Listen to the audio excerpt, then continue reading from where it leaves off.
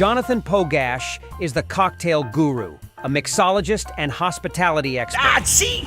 You know big words. Dude, I'm the cocktail guru. Cheers. Jeffrey's his dad, a wine and spirits author, historian, and consultant. So, I do my homework. With decades of experience, they're always looking for the next big thing. Join this father and son duo for a few laughs as they explore the hottest trends in hospitality with the service industry's leading trailblazers and tastemakers. Welcome to the Cocktail Guru Show. The Cocktail Guru Show, back at it again, live recording at Dear Irving on Hudson in Midtown Manhattan. And see, I told you, John, you have to just grab people off the street because you never know who you're going to find. And we just dragged him off the street. We found an author. And I was doing very well on the corner until you interrupted me, too. Yeah, So. we tapped you on the shoulder, and we saw you, and we thought, Robin Robinson. Would you like to be on our podcast? Come on the show. Anybody on the show, and obviously. Here he is, Robin Robinson. Oh, my goodness. Welcome to the Cocktail Guru Show. Author thank you, of guys. The History of Whiskey. Thank you. And we have the books here, which we're going to get. Newly released. Actually, not yet released. October 21st is the actual release date, but here we are jumping ahead. The episode will come out around then, so that'll be perfect. Okay, great. Good. Yeah. Okay, yeah. Don't go away. We'll be right back with Robin Robinson. At The Cocktail Guru, it's all about the experience. We want our clients to taste and feel the aroma, the temperature, the flavor, to make memories when they try our cocktails. The Cocktail Guru was born in 2006 when there was a need for high-quality cocktails, bartender training, and expertly crafted drinks for special events. Then the Guru team moved to Massachusetts and expanded nationally. We even provide cocktail demonstrations on morning television institutions like The Today Show. Consider the Guru team for all of your events. Corporate clients enjoy our entertaining team-building exercises. Bachelorette mixology classes are fun for everyone. We can craft a signature cocktail bar for any occasion. Plus, the Guru team can design cost-effective beverage programs with staff training for any bar or restaurant. And be sure to join us for the Cocktail Guru podcast, where we regularly interview some of the hospitality industry's best. So why not consider the Cocktail Guru for your next project? Cheers. So tell us about your journey, if we can rewind, your journey to where you are today. I mean, how did you get into the world of spirits? Like way back. Yeah, well, here in New York City, I was an actor. That's right. For many, many years. Dame. Who wasn't? Yeah. But I actually worked. I just want you to know that. I actually made money. But a lot of it was actually doing other gigs. And one other gig was impersonating people for parties and like really expensive bar mitzvahs back in the 80s and like corporate parties and stuff like that. I got hired by a friend of mine to impersonate a Scottish distiller for a group of private people on Park Avenue to do a tasting of 4 single malt Scotch whiskey. So the first question was, well, when's the gig? Well, it's Saturday night. Okay, cool. I'm free. How much does it pay? Well, it's $250 cash. Okay, yeah, I'm in it. And oh, by the way, what is a single malt Scotch whiskey? This is about 1985, right? So I'm practicing here my accent, the entire time that you'll say so. But if there's a Scot in the room, they're going to say, don't quit your day job. So I'm practicing the accent. Somebody from the club, it was a private club on Park Avenue, sent some magazines and pamphlets because there was no internet. And I spent all week studying these things and trying to learn these weird words and stuff like that. I went to the party. There were Scottish people there, men in kilts. I'm thinking, oh, God, this is going to be terrible. I told them, I said, look, this is not going to work out if someone understands who I am and discovers me. So here's what we're going to do. We're going to end the event with a 25-year-old Macallan. Now, I had to be explained what that meant in terms of like, okay, it's like the Cavassier of whiskey, right? And so I said, do you have an 18-year-old Macallan? They said, yeah, we've got one at the club. I said, do me a favor. Take the whiskey, pour it into a container, and then fill the bottle back up with iced tea. Put a little bit of the whiskey, pour it in the top. Put that in front of my setting when I come in. And so what I did, my thinking was, anybody who's drinking will have an attitude, and anybody who has an attitude, nobody will ask questions of them. And so here I am, a Scot with an attitude, drinking, and so I'm draining this bottle of iced tea, right, and with water too, because that's how the Scots drink it, with water, and all of these people were just like, oh my goodness, and of course I was much younger than all of them at the time, and so we're going from. I remember the setup was we started with a Glenlivet. We went to a Glenmorangie 15 back when they were bottling 15s. We did a Lefroy 10-year-old, and then we ended it with a 25-year-old Macallan. And you should have seen when I brought the Lefroy to my nose. I'm thinking I didn't even know how to pronounce this correctly. I had never smelled it, never drank it. And I bring it, I'm going, oh my God, there's something wrong with this. This can't be smelling like this on purpose. And so I remember drinking it. And you got to remember now, I'm a distiller from Scotland. Yeah. So I just felt like the back of my head blow up against the wall behind me because I had to keep a straight face. Yeah. That was the beginning. I got paid the next morning. I bought my first bottle of real Scotch whiskey, 1999, a bottle of 12-year-old Macallan. I've been... For years and years and years, I was that guy at the party that would kind of corner you and kind of tell you about Scotch whiskey, and everyone's going like, "Get me the fuck away from this guy," because he's like boring the hell out of me. But I was that guy. Wow. And what were you doing as an actor? What kind of acting gigs were you doing? Oh, I did everything. Did you voiceovers? I did voiceovers. I did on-camera commercials. I did a lot with Wendy's. Me and Dave were like this, you know? Yeah, right. I did 4 commercials. Dave Thomas, yeah. I remember Dave says, "Robin, great to see you again." And I said, "Hey, Dave, man, awesome," And he goes, "Well, how's your family?" Because I had a daughter at that time. I go, "Well, great, thanks, Dave."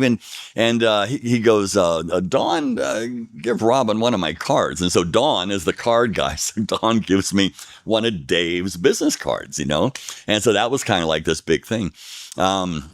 I did Crest. I did a commercial for Frosted Mini Wheats. Wow. So yeah, and I did like an episode of Married with Children, which I still get. Ready for this? I still get residuals for it. I get a check. I think the check, the cost of processing a check is more than the value of the check is. But the power of unions, man. I mean, that's pretty incredible. So that, and I did a lot of soap operas. My mother never accepted the fact that I was an actor. She wanted me to be a lawyer. She wanted me to be this and this. And I fell in love with acting. And I said, this is essentially where my life path is at. And until I got cast on not only her favorite soap opera, Guiding Light, but it was the soap opera from which a character came that she named me from. Wow. You're kidding. Robin. My mom was into all the soap operas. She was a beautician back when I was born, and the Guiding Light had a character named Robin, and that's who I'm naming my baby Robin. I don't care if it's a boy or girl. And so after all those years, I get cast on Guiding Light, and suddenly it's like my son, the actor. Wow, that's full circle. Yeah, it was. Yeah. Well, I must say, I was disappointed when you decided to become an actor because I always wanted you to be a bartender. Isn't that? You wanted to used to be the same thing. You wanted to be an actor too. Yes, I did. I was a bartender for a long time in private events, and mostly down like in New Orleans. I worked at Brennan's, and I worked at but no, on the floor. Yeah. But at Brennan's, I actually took some time behind the bar, and part of the Brennan's a 3-course breakfast is there's a cocktail first, and then an appetizer, then the egg dish, and then some flaming dessert at the end. And one of the cocktails was a Ramus Gin Fizz, and I remember just getting slammed behind the bar, and all these waiters are coming in and asking Ramus Gin Fizz, and so you know exactly what it takes. And I'm thinking, I said, tell them to order a fucking Bloody Mary, because that was easy to make. It's so much easier to make a Bloody Mary with the Bloody Mary. Oh yeah, dry shake? Are you kidding me? What are you doing here? And you couldn't be in a better place than Brennan's. Well, yeah, it was awesome. There, tried to have as many breakfasts there as I possibly Exactly. could Oh, over yeah. the years. And I was there. I was at Commander's Palace. I had, I'd been in the restaurant industry since I was 14. I had a first job as a pot washer. The chef couldn't stand me because I was talking too much. So he says, "You're going out on the floor." So I ended up out on the floor as a busboy. Yeah. And then it just kind of progressed from there. How did you get to New Orleans? I was in my transition stage after college. I wanted to be an actor. I didn't really know how to do it, but I remember a college professor said, "Just get out there and do it." So I said, okay. So I spent 4 years on the road doing stand-up comedy, improvisational comedy, dinner theater, children's theater, anywhere where I can actually, get on stage. And of course, to support myself, I was doing all of these different jobs. I was in Houston as a dining room manager in a really elegant restaurant, and and I had just left it, and I was going to start another job in a day or two. Some friends of mine said, "Hey, we're going to New Orleans for Mardi Gras." I said, "Oh, shit, I've heard of Mardi Gras. I want to go." Yeah. So I went with them, and I got drunk out of my mind. We got there on Saturday. I had no idea what to expect. I literally had no idea what to expect. Because, again, this is before mass communications, anything like that. So I just went insane, and I got so drunk. I ended up with some people from Minneapolis, and they brought me up to their hospitality suite in their hotel to kind of sober up. And I did. I get downstairs, and I'm going, I don't even know how to get back to where I was at. And in my wallet, I had one phone number, and that was the phone number of a guy who I used to work with in Houston at a restaurant, and he and his wife had moved back to her native New Orleans. So I called him up, and I said, "Rick," and he goes, "Robin?" I go, "Yeah, man." I go, I'm in and he goes, "You're in New Orleans?" I'm going, "Yeah." He goes, "Well, where are you at?" I said, I don't know, man. I'm in like a hotel, but the bar's spinning. He goes, "You're at the Monteleone. Don't move. I'm coming to get you." The Carousel Bar. Yeah. The Carousel Bar. Absolutely. And I stayed for a year and a half. Oh, wow. That's a long time. I stayed for a year and a half. I was supposed to go back, and, his wife, Judy, goes, "Darling, this is New Orleans. I can get you a job anywhere. Are you kidding me? What are you going to go back to a restaurant job there for? Right? You're going to forget about it." And next thing I know, I was working at Brennan's. Well, Dickie Brennan is a friend of the show. We've had him on twice. Yeah. Now, this was the other Brennan's. Yes, Right, this exactly. is the other side of the family. That's right. The other side of the family. Yeah, and it was like a blood feud. Right. And I was on the Owen Brennan. And That's then right. when I actually went to, I got a great story about this. It'll make it short. I actually ended my time at Brennan's. I did something else. And then one of the guys I knew at Brennan's was also, he was connected with both restaurants, Commander's Palace. And he said, "Yeah, I can get you a job as a Commander's Palace, but not as a captain. I can get you in as a waiter." I said, "That's fine," because there was a very, very strict hierarchy. Yeah. Okay. Captains are the only guys who are allowed to do the tableside stuff. Okay. But I had done that tableside stuff in restaurants before, but no, you're coming in as a waiter and that's all you're going to do. Fine. Ella Brennan, the great matriarch of all things in a restaurant, was walking that floor every single night. Wow. Every single night. She had her eye literally on everything. She finds out I'm there, and she's going, "Okay, what the fuck is up with this? Because that's the other side of the Brennan family," right? So already I'm now viewed with suspicion, right? Now, Commander's Palace is an open kitchen, right? So when you come in to actually go sit in the bar waiting for your table, you're walking through the kitchen. This is a very unusual experience for anybody working in a restaurant. So you kind of get used to actually kind of dealing, you can't have F-bombs everywhere and stuff like that. You have to be careful. So at one time, we're slammed one night, and I'm working with a captain who was a really good guy, and he and I got along. We used to go out drinking together. And he knew that I knew all the whole setup, but, according to the hierarchy, I'm not allowed to do it. So one night, we're slammed, we're in the weeds, and he goes, "Robin, 21, man. They need Cafe Brulo. I can't do it." I said, "Got it." Right. So I went in the kitchen. I had to convince the kitchen staff that the captain said it was okay if I set up the Brulo cart because I'm going to execute.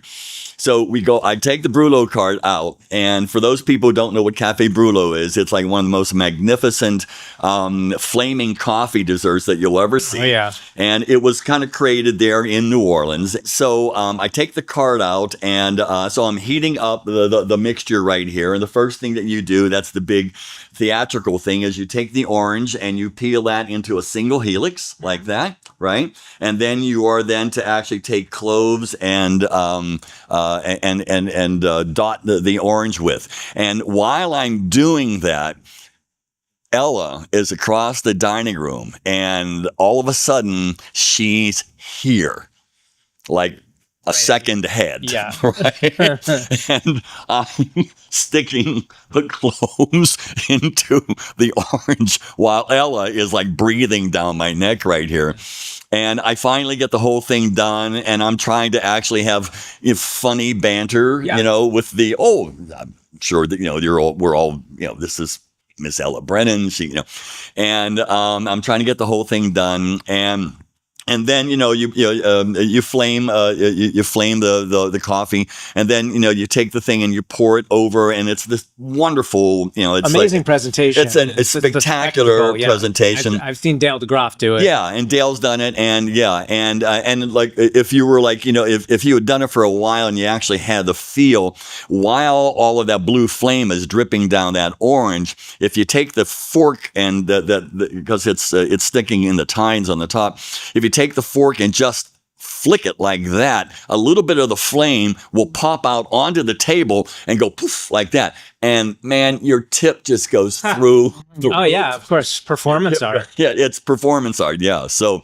So that was like my time back there in those days. Amazing. That's great. We love New Orleans. We love New Orleans. New we Orleans also want to make sure we talk about we your should newest, talk about the book. Let's talk about your newest baby. Your newest baby here. Yeah. I loved flipping through this book Thank and reading it, because I spent 18 years of my career representing various brands of Scotch whiskey, Sure. notably Johnny Walker and Dewar's, and others, including Pinch or Haig and Hay. And as there you we go. sometimes They're call all It's all in there. they're all You dedicate the book to Amy and Rose, I presume your wife and daughter. my wife and daughter. Yeah, and your daughter's Rose. My daughter's Rose. And she's she's in the business? Or No she longer. No longer. Okay. No, actually, she's actually wrapping up as of now a 1-year solo trip around the world. Wow. Yeah, and right now she's actually in Georgia working in a winery. Wow, no kidding. Yeah. Well, Dad and I were just talking about how interesting it is that you include a portion on the Neolithic period. Yes. Of all periods in time. I mean, you're literally going way back. Well, the whole idea about doing this, this is 100 separate short stories. Yeah. And I'm a storyteller. What I do is tell stories. I love stories. I've been born on a story. The story that I just gave you there, those are like stories that came out of real events, but the story should be entertaining, right? Otherwise it's a shaggy dog story and everyone's wondering, okay, where the hell is that going to go? Aristotle told us 3,000, 4,000 years ago, a story has a beginning, a middle, and end. And when you break from that format, right, you'll lose people, right? So the whole idea of this was to actually make 100 separate short stories, but then follow the entire course. But when you follow the course of whiskey, well, that's only 500 years, right? What happened before that? And then you start thinking, well, once that happened, then what happened before that? And then it takes you all the way back to, it all starts with a pot. So think about that just from an anthropological perspective of, taking something that held liquid and other things, and you're able to mash stuff together. And then the result of that mash is something different than the individual ingredients that you put in there. Right. It's a stew, it's whatever it is. That's the beginnings of putting things together in a pot. Yeah. And so it has to go all the way. You have to start there. And I was really pleasantly surprised to also see that you had included Chartreuse. Chartreuse. Yeah, Dad right? loves pronouncing it. Yeah, the so French Chartreuse pronouncing is his things. fantastic because Chartreuse gives us our connection from when aquavita was a medicinal health induced, and it was done only for those reasons. And then it moves into recreational drinking. And chartreuse is one of that, and Geneva. Both of those are like these transition periods where this stuff that is really the in the province of monks and holy men and people like that, and they're making elixirs and they're making all of these things that take away all what ails you. But now, how does that move into actually drinking this actually for the sake of drinking it? And chartreuse is one of those connectors. Yeah, absolutely. Yeah. We were just talking about Johnny Walker, and you've got a whole section, Walker's Grocer Shop. Walker, I mean, of all of the families, I mean, you think about how families have, the Beams, the Dewars, all of the families that dominated it. The Walkers are probably the one family that probably held sway over that whole idea of passing one thing from one family to another family to another family. The Jameson family would be similar to that in Ireland as well. Yeah. I spent a lot of time talking about Johnny Walker and the history. Oh, I'm sure you did. And Tommy Dewar. Oh, Tommy Dewar, man. Very nicely in that This book. dude's like my hero. Yeah, really. Right? I even put the challenge down. I said, he's the greatest whiskey salesman of all time. He's the quintessential marketer. Whiskey marketer. You can disagree, but you'll be wrong. Because, he's the one that actually said, oh, no, it's not whiskey from Scotland. It's Scotch whiskey. And that right there, it turned, because they were competing with Irish whiskey and they're competing with Canadian whiskey. Yeah. And they were competing with cognac, too. And, cognac was the biggest. Right. Yeah. But what happened though? What happened though? The phylloxera plague actually wiped out the cognac. So they, initially it was Irish whiskey that replaced the brandy and soda. It was Irish whiskey, right? And then people started to kind of turn away from that pot still style flavor, which is really big and heavy and oily and kind of grassy. And what happens with Scotch whiskey is which the Irish didn't do, they adopted the coffee still. When you adopt the coffee still, you're making grain whiskey at a higher level, which has less flavor. So just as an artist is actually taking a palette of colors, when you add white, you actually extend the palette of colors. Sure. Grain whiskey is the white. Yeah. To the heavy green and blue and red. And now I've got a whole palette of colors. These people in Edinburgh, they like it like this. These people over in Glasgow, they like it like this. In Paris, they like it like this. And over in London, like it like, I can make something for all of them. There you go. Scotch whiskey wins. Yeah. Tommy Dewar says, okay, well, wait a minute. First of all, we got to get away from the fact that, the barrels are being delivered to the tavern, to the inn, and the barrel stays behind the bar, and you bring your own personal container to it. You can't see the brand. Can't see it, right? And then Ashley invents the bottle, or the bottle making machine. And now it's actually, so you've got like George Garvin Brown here in the United States that adopts it, for Old Forester. And this is the thing. It's all of these different connections, all of these different people locking on at the same time to an idea. And then there's every once in a while, there's somebody who comes out in front. This is where Tommy comes out in front. Tommy says, yeah, the bottle is kind of like a billboard. So that means something needs to go onto the bottle besides names and stuff like that. And that's when he says, whiskey from Scotland, Scotch whiskey. Here's a Highlander in full regalia. Boom. Right. That was it. Nails it. And they made a film, as you refer to in the book. And it was downtown somewhere. It's a commercial. Yeah, right. It was downtown somewhere. He showed it on probably Times Square on top of a building. Yeah. And on the rooftop. And he projects it onto the side of a building. Yeah. And you can find it on YouTube. It's 4 drunken Scotsmen. Yeah. Regalia like this here, and into that kind of quick motion that they would do back in the 20s, that, right? And they're looking drunk, and they are drunk, and it's like, oh my God. And this guy's fucking brilliant. Amazing. That was considered by many to be the very first advertisement. Yeah. Exactly. Filmed advertising. Filmed advertising. Yeah. Oh, Wow. man. I mean, it's just Commercial. mind-blowing That's with this wild. guy. Yeah. And then he had all of these doerisms, which essentially are, they're hashtags. Yeah. But they're in the book. It's in here. There's 4 of them in I there. read them. Yeah. Well, Right. what, But I what also like- have an entire book Yeah. Of doerism. tourism. Right. Well, Yeah. moving into kind of the modern day whiskey world, Yeah. Japanese whiskeys are massive, Huge. especially in the States. And As you've they got a should be. section on kind of how that originated. Yeah. Well, there's 2 origin points. Yeah. The first one was back in the late 1890s with the what was called the Whiskey Trust here in the United States. It was a guy named Greenhut. Essentially, like Rockefeller's Standard Oil Trust, this was all about consolidating the industry in order to actually dominate pricing. Right. And this goes on to today. Yeah. Right.